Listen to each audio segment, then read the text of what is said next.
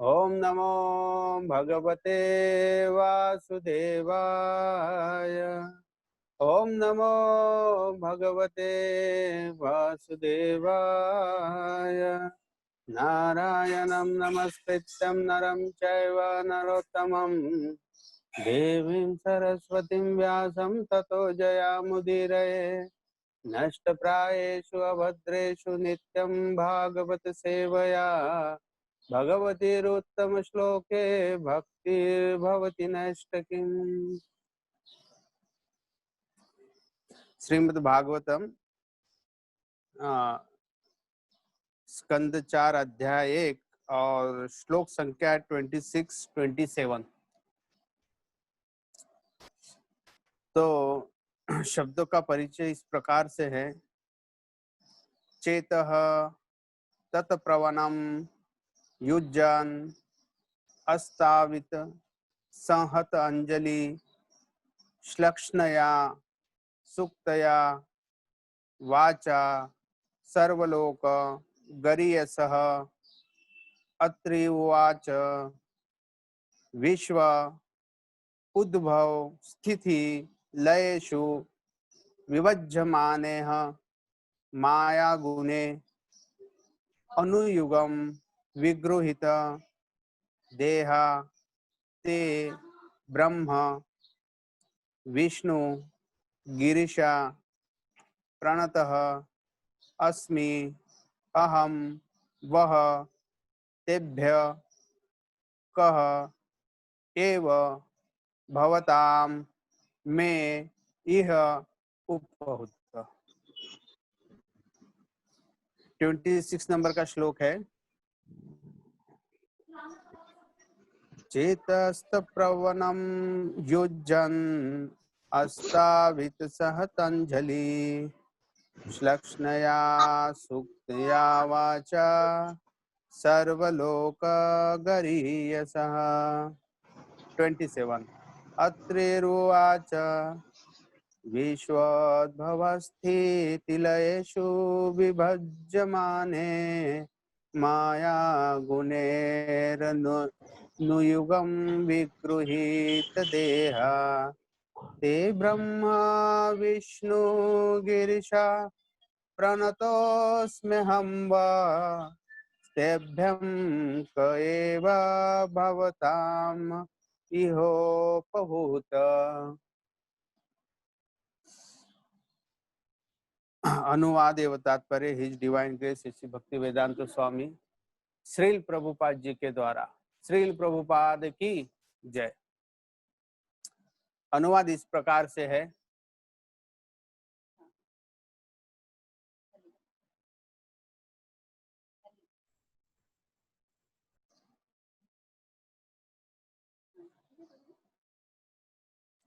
अनुवाद इस प्रकार से है।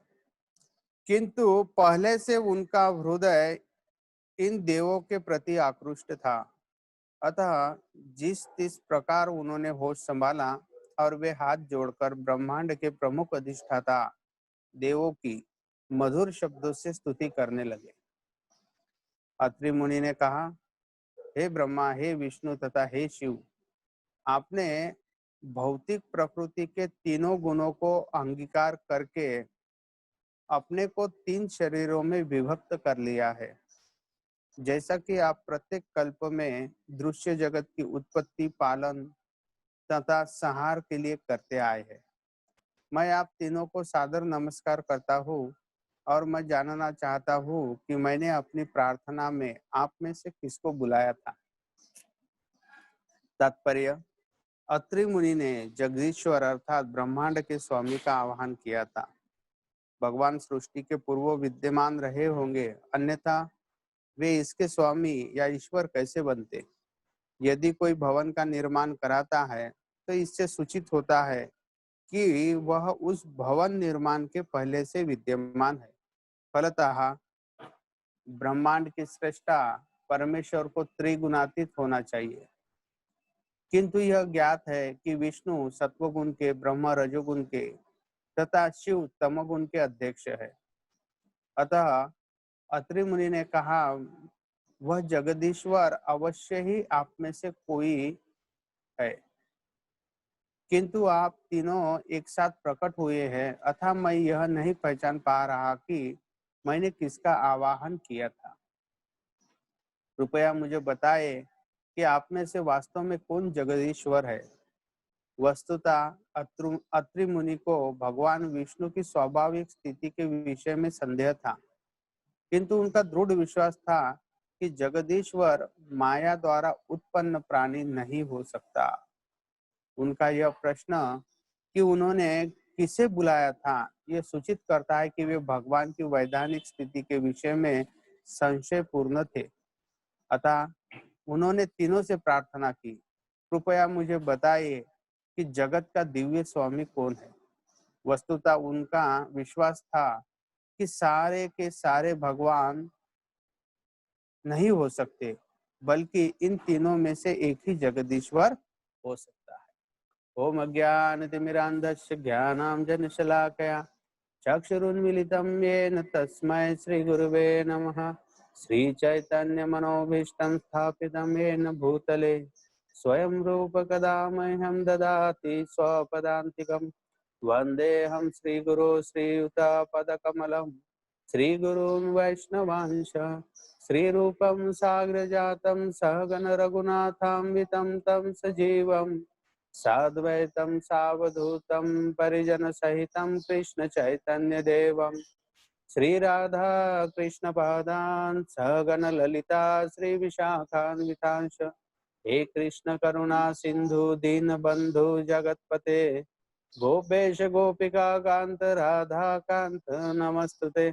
तप्त कांचन गौरांगी राधे वृंदावनेश्वरी वृषभानुसुते देवी प्रणमामि हरिप्रिये।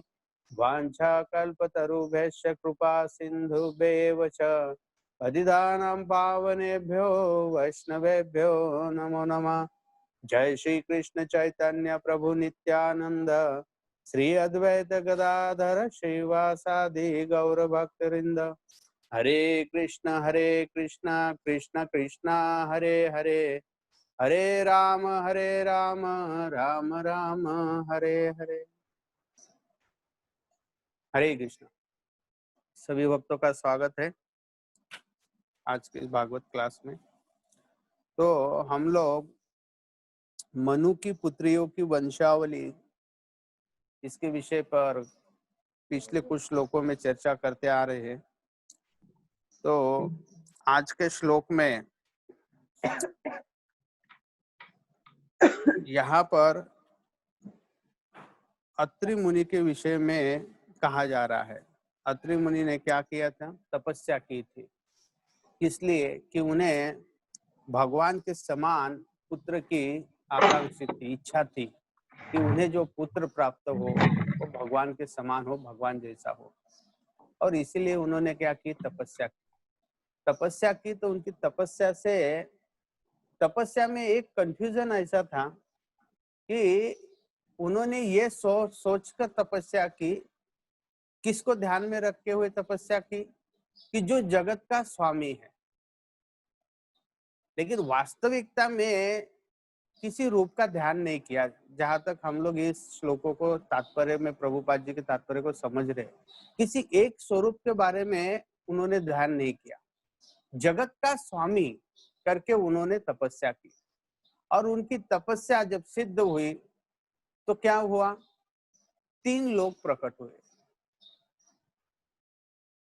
जगत के स्वामी के रूप में कितने लोग प्रकट हुए? 3। एक ब्रह्मा जी, एक शिव जी और एक भगवान विष्णु। अब देखा जाए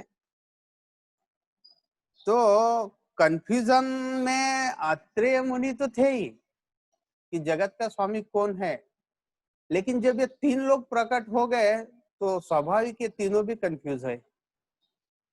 बराबर है कि नहीं? जगत के स्वामी है, अब जगत के स्वामी के लिए तीनों में से कोई एक होगा, लेकिन तीनों प्रकट हो गए तो तीनों में कुछ ना कुछ कंफ्यूजन होना चाहिए, नहीं तो तीनों क्यों प्रकट होते? तो इसका मतलब है कि भगवान विष्णु भी अपने आप को जगत का स्वामी मान रहे हैं, ब्रह्मा जी भी मान रहे हैं और शिव जी भी मान रहे हैं, तो तीनों में कंफ्यूजन है। अत्रेय जी इधर कंफ्यूज और ब्रह्मा विष्णु महेश उधर कंफ्यूज, तो कंफ्यूजन है। तो तात्पर्य में वो मतलब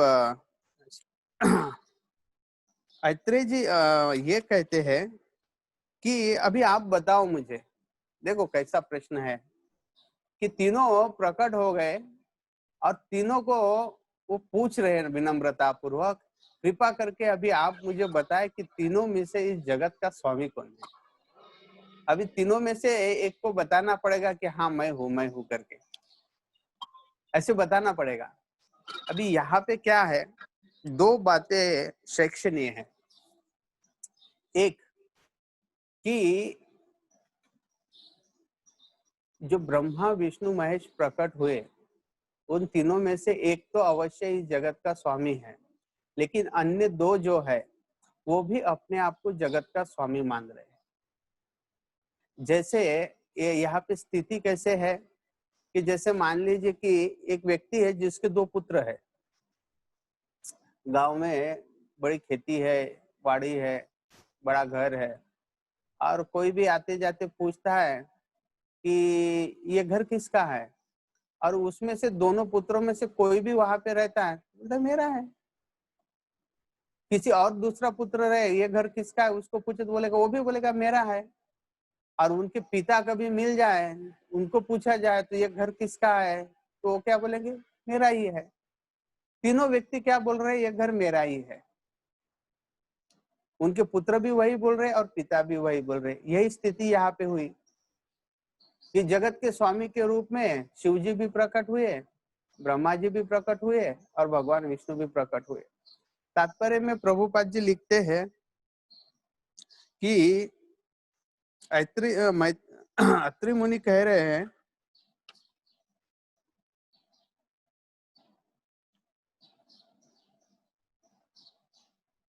वह जगदीश्वर अवश्य ही आप में से कोई है, किंतु तीनों एक साथ प्रकट हुए हैं। कृपया मुझे बताइए आप में से वास्तव में कौन जगदीश्वर है। तो यहाँ पर कि अत्रि मुनि कहते हैं कि ये तीनों गुणों का जो विस्तार होता है, ब्रह्मा के रूप में, शिव जी के रूप में और भगवान विष्णु के रूप में, तो उन्हें इस बात का ज्ञान था।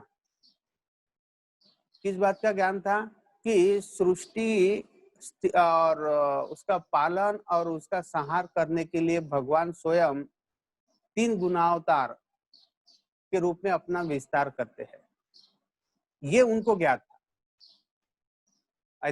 अत्रि मुनि को, परंतु उसमें एग्जैक्ट पता नहीं था कि इनमें से कौन स्वामी है।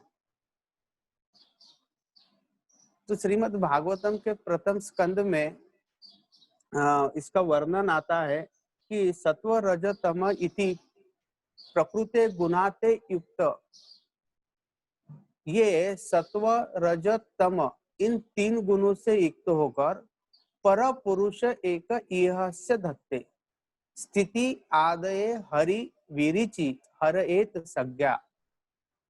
इसमें से क्या होता है कि सतोगुण रजोगुण तमोगुण के द्वारा पर पुरुष, परम पुरुष, सत रज तम इति प्रकृते गुणाते युक्ते, इन तीनों गुणों से युक्त पर पुरुष, परम पुरुष, पर पुरुष एक इह से धत्ते स्थिति आदय, स्थिति आदय मतलब सृष्टि स्थिति प्रलय आदि, स्थिति आदय हरि विरिचि हर, हरि यानी भगवान हरि, विरिचि यानी ब्रह्मा जी आणि हर यानी शिव जी। स्थिति आदय हरि विरिचि हर एत संज्ञा। तो ये तीन गुणों के द्वारा इन तीन रूपों में अपना विस्तार करते हैं, इस बात का ज्ञान अत्रि मुनि को है, अत्रि मुनि को है। परंतु ये अत्रि को पता है, लेकिन एग्जैक्ट इनमें से कौन स्वामी है ये उनको पता नहीं। और जो आप देखिए ये तीनों जब वहां पे प्रकट हुए तो शिव जी भी अपने आप को स्वामी के रूप में मान रहे, ब्रह्मा जी भी मान रहे, और भगवान विष्णु तो स्वयं है तो वो स्वाभाविक प्रकट होंगे। तो यहाँ पर शिव जी और ब्रह्मा जी में कंफ्यूजन है कि वो भी अपने आप को स्वामी मान रहे हैं। तो इस बात से स्पष्ट होता है कि जो बात प्रथम स्कंद के प्रथम श्लोक में कही गई है, जन्माद्यस्य यत् अन्वयात् इतरता तु अकेषु अभद्र पुराण, क्या है वो श्लोक? तेने ब्रह्म हृदा ये आदि कवये मुह्यंति यत सूरया। यहाँ पे क्या कह रहे हैं कि जिसने ब्रह्मा जी को प्रथम उनके हृदय में ज्ञान को प्रकाशित किया, तेने ब्रह्म हृदा ये आदि कवये मुह्यंति यत सूरया तेजो वारी मृदा यथा मुनि यदा विनिमयो यत्र त्रिसर्ग मृषा। कि ये जो देवता है, इवन ब्रह्मा जी और ब्रह्मा जी के साथ साथ अन्य सारे जो देवता है, वो सारे मोहित हो जाते हैं भगवान की माया से। किस प्रकार से? जिस प्रकार से अग्नि में जल और जल में स्थल देखकर साधारण व्यक्ति भ्रमित हो जाता है, उसी प्रकार से ये सारे देवी देवता भी भ्रमित हो जाते हैं। और इसीलिए ब्रह्मा जी और शिव जी भी अपने आप को यहाँ पर जगत का स्वामी मान बैठे हैं। वास्तविकता में जगत का स्वामी तो कोई और है। अब यहाँ पे इस श्लोक में एक और कंफ्यूजन है कि जो भगवान विष्णु यहाँ पे प्रकट हुए, तो ये कौन से विष्णु प्रकट हुए ये भी हमको पता नहीं, क्योंकि विष्णु के 3 प्रकार बताए गए हैं। इसके विषय में हम लोग जानते हैं। सातवत तंत्र में इस संबंध में हमको उल्लेख मिलता है कि विष्णुस्तु त्रीनि रूपानि पुरुषा आख्यान्यतो विदु, एकम तु महता सृष्टु, द्वितीयम तोंड संस्थितम, तृतीयम सर्वभूतानां यत ज्ञात्वा विमुच्यते। यहाँ पे क्या कहा गया है कि विष्णुस्तु त्रीनि रूपानि, 3 रूप है भगवान विष्णु के। एकम तु महता सृष्टु, एक क्या करते हैं? महत तत्व की सृष्टि करते हैं। द्वितीयम तोंड संस्थितम, द्वितीय जो रहते हैं दूसरे प्रकार के, उसमें प्रवेश करते हैं। तृतीयम सर्वभूतानाम, और जो तीसरे विष्णु है वो सारे जीवों में प्रवेश कर लेते हैं उनके हृदय में। तो इन तीनों विष्णु को जानने से व्यक्ति को मुक्ति मिलती है, ऐसा कहा गया है। तो अभी यहाँ पर जो विष्णु प्रकट हुए हैं, तो ये तीनों में से कौन से विष्णु प्रकट हुए, इसके बारे में यहाँ पे कोई स्पष्ट वर्णन नहीं किया गया है। तो ये भी एक कंफ्यूजन है। लेकिन साधारणतः हम लोग देखते हैं कि इस भौतिक जगत के जितने भी अवतार है, वो क्षीरोदोषकाई विष्णु के द्वारा आते हैं। तो संभावता ये हो सकता है कि यहाँ पर जो विष्णु प्रकट हुए हो वो क्षीरोदोषकाई विष्णु हो, ऐसा हम लोग सोच सकते हैं। तो यहाँ पर वर्णन आ रहा है कि शिवजी और ब्रह्मा जी जो जगत के स्वामी के रूप में अत्रे मुनि को दर्शन दिए, तो वो उनके भ्रम के कारण ही दर्शन किए, क्योंकि वो अपने आप को जगत का स्वामी मान रहे हैं। भगवान गीता में कहते हैं कि न मे विदु सूरगना प्रभवम न महर्षया, अहम आदि ही देवानाम महर्षनाम च सर्वशा। कि सारे देवी देवता जो है, सारे महर्षि गुण जो है, उनका उद्गम मुझसे हुआ है, मैं उनका स्रोत हूँ। और न में विदु सूरगना, भगवान को वो जानते नहीं है। और इसीलिए वो भगवान की माया से, जिस प्रकार के प्रथम अध्याय के प्रथम श्लोक में कहा गया है कि मुह्यंती यत सूर्या, ये सारी देवी देवता क्या है? मोहित हो जाते हैं। और इसीलिए शिव जी और ब्रह्मा जी भी भगवान के साथ साथ यहाँ पर प्रकट हुए हैं।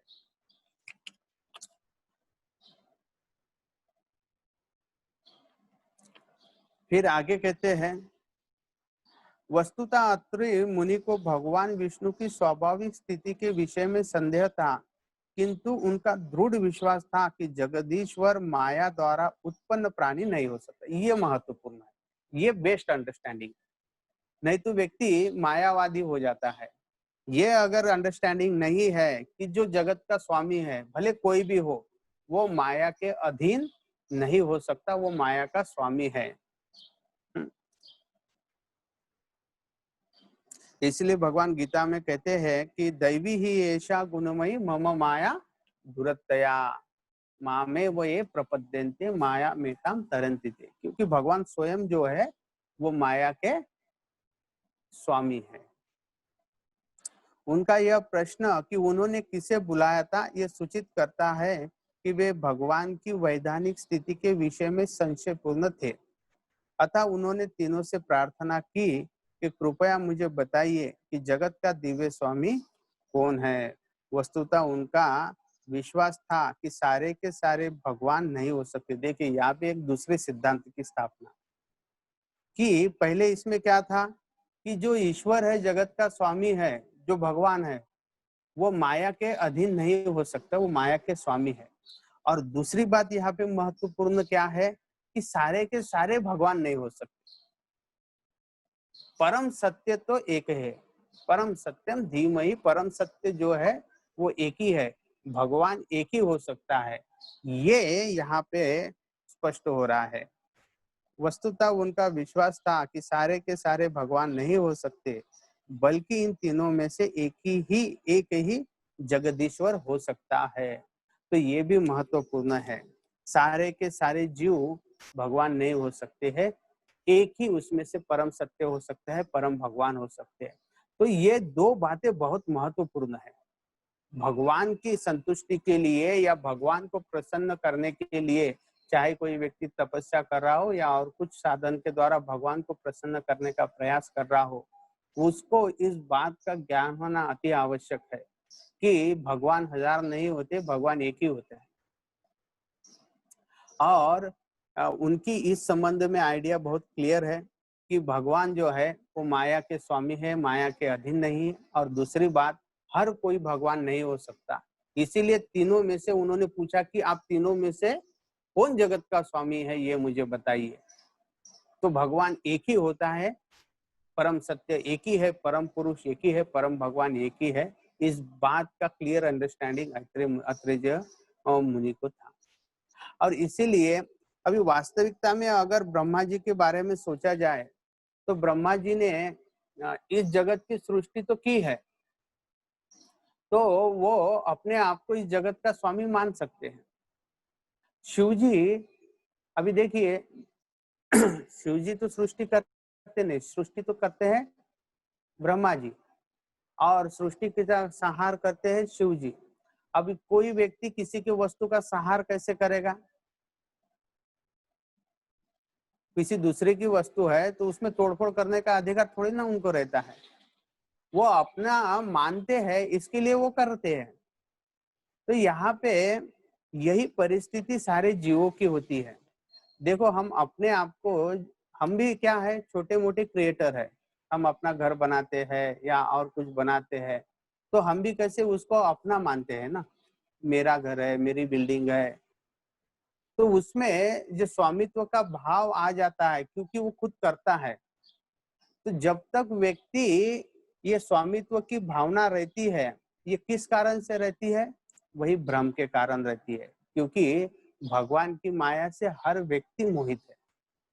और इसीलिए हम लोग किसमें पड़े रहते हैं? मैं और मेरा, इसमें हम लोग बन जाते हैं, इसमें आसक्त हो जाते हैं। और इसी को कहते हैं निर्ममो निरहंकारस। इसलिए भगवान कहते हैं क्या करो? निर्ममो निरहंकारस, कि इस अहंकार को त्याग दो, स्वामित्व की भावना का त्याग करो, तब जाके तुमको जीवन में शांति मिल सकती है। भगवान गीता में कहते हैं कि शांति में अधिगच्छति। और जब तक व्यक्ति इस स्वामित्व के भाव को नहीं त्यागेगा, तब तक वो भ्रम में, अज्ञान में जीवन व्यापन करता रहेगा। और इस भ्रम में जब व्यक्ति रहता है तो उसको कभी ज्ञान प्राप्त नहीं होता, और ज्ञान नहीं मिला तो शांति नहीं मिलेगी, और शांति नहीं मिलेगा तो वो जीवन में कभी भी सुख को प्राप्त नहीं कर सकता। तो इसीलिए दो बातें हमको समझनी चाहिए। सबसे महत्वपूर्ण, भगवान जो है वो मायातीत है, तीन गुणों से परे है, माया के स्वामी है। और भगवान एक ही है, अनेक लोग भगवान नहीं हो सकते। और यहाँ पर एक बात मैं भी कंफ्यूज हूँ इसमें कि शिव जी तो प्रकट हुए, ब्रह्मा जी भी प्रकट हुए, लेकिन भगवान विष्णु के तीनों रूपों में से कौन से विष्णु यहाँ पे प्रकट हुए? मेरे अनुसार तो क्षीरोदशकाई विष्णु प्रकट हुए होंगे। प्रभु जी इस बात को क्लियर करेंगे। तो आज के श्लोक में यही है कि अत्रेय जी के तपस्या से प्रसन्न होकर ब्रह्मा विष्णु महेश प्रकट हुए उनके समक्ष उनको आशीर्वाद देने, और जगत के स्वामी के रूप में अत्रेय जी जानना चाहते हैं तीनों में से कि कौन जगत का स्वामी है। हरे कृष्ण। बहुत बहुत धन्यवाद। श्रील प्रभुपाद की